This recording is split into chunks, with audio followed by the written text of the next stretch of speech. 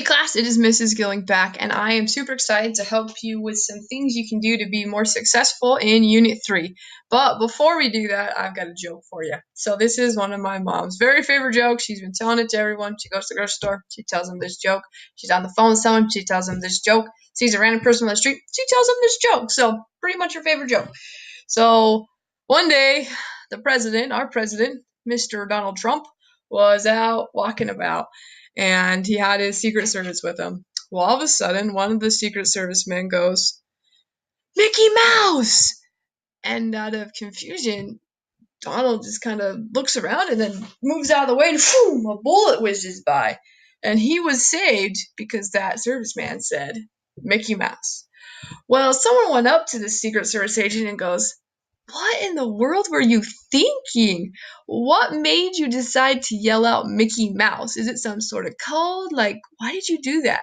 And he was a little embarrassed and he said, "Well, you see, it's my first day on the job and I was a little bit nervous and I didn't know what to do, and all of a sudden I saw this guy and with a gun and he was gonna shoot and I freaked out. I meant to say Donald Duck, and what came out was Mickey Mouse." Get it? Donald Duck, Mickey Mouse. The good thing is he's safe, right? And all is well, and it's just a joke. But I think it's pretty funny. Mickey Mouse, Donald Duck. Anyways, that's your joke for you. Let's move into your assignments here.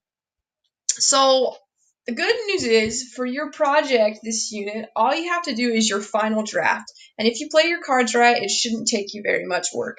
So the first thing you need to do is look over the feedback I gave you on your rough draft. So for every person that's turned in a rough draft, and I hope you all have, if not, get that in because it's hard to do your final draft without your rough draft. Go back to the rough draft, and I will have left you some feedback on the project assignment. So log on to that, see that. Look at my feedback and see what you did well and see what it is that you need to change. Based on that feedback, go back into your project and make the needed corrections. So if I said, hey, you might need a little more information in your introduction, go back and put more information in introduction. If I said to be a little bit more specific in your analysis of the primary and secondary sources, then go back and give me some more details. If I said, hey, you didn't leave your sources, go back and put the sources in.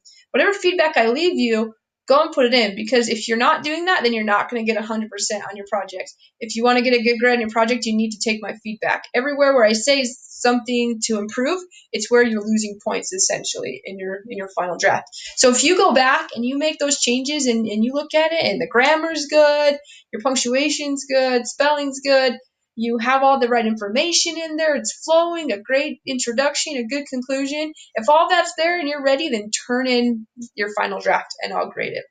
Now, please do a good job on this, because honestly, turn it in one time, get a good grade is way better than having to stress and do it over and over. The good news is, though, if you turn in your final draft and you're just not happy with your score, I will give you another attempt to try and fix it.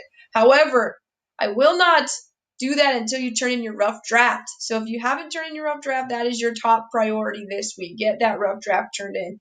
There's no reason not to get that done. So turn those rough drafts. If you haven't done, then start working on your final draft. That's your whole focus this unit. So in a sense, it's almost a little bit of a breather, some time off from all the work you've been doing before on the project. You're just cleaning it up and making it look good.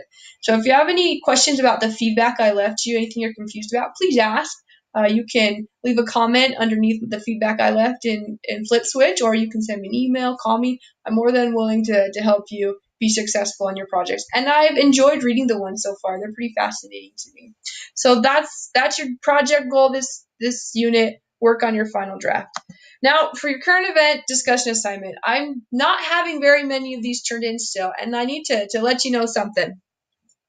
So a lot of students get tempted to just do the workbooks and the checkpoints and the exams, and that's all they do, and they think, okay, if I do well on these, they're going to pass. Well, if you add it up, in this class, it's actually impossible to pass if that's all that you do. Even if you get 100%, all the checkpoints, all the workbooks, and all the exams, it's impossible to pass. They don't add up to enough points. You have to do other things. So if you're skipping these projects, or you're skipping the discussion assignments or the video assignments, then you're in trouble. So make sure that you're not skipping assignments. It is better for you to do everything and struggle a little bit than just to do the exam. So please don't skip over these things. They are really important.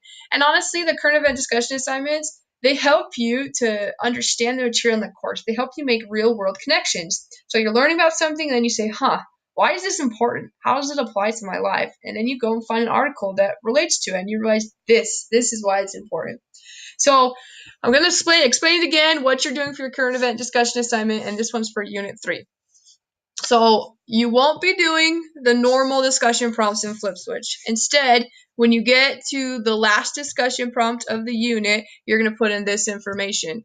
So first, you're going to pick one of these following topics from the unit. And tell you what, if there's another topic from the unit that really interests you, let me know and I can approve that too. So pick one. The Great Depression, fascist politicians in Europe after World War I, or Operation Overlord.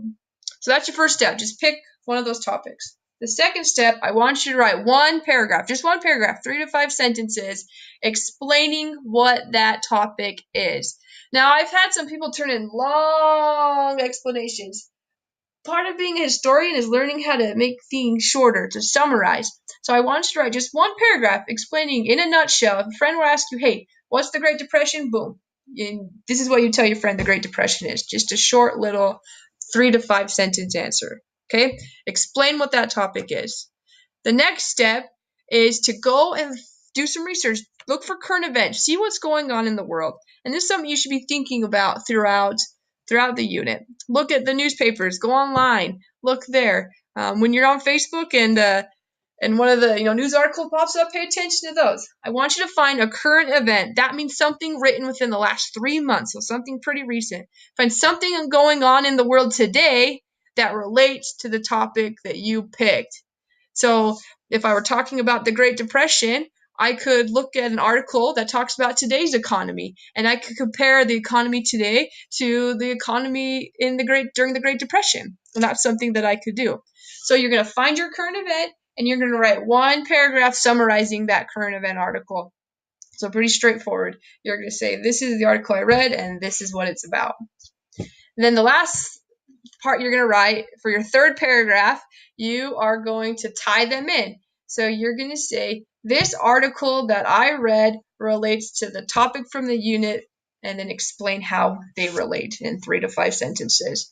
And then the very last thing you do is you're going to give me the link to the article that has your current event in it. And you're going to submit these all in your very last discussion, where you would normally put your last discussion prompt of the unit. You're going to put this discussion assignment there in the discussion section. So that way your classmates can, see what other people are researching and learning about, and if you like, you can comment on them as well and just share some feedback. But honestly, guys, it's not that hard of an assignment. If you just take the time and do it, you'll be able to learn a lot of good things. So please don't skip over these. Again, it's going to be very hard for you to pass this class if you aren't doing the projects or the discussions. But I'm very much looking forward to looking over your projects and your discussion assignments. I think they're interesting. And if you find yourself with any questions throughout, please let me know. I'm here to help you. So thanks so much for watching the video, guys, and have a great week. We will catch up with you next time.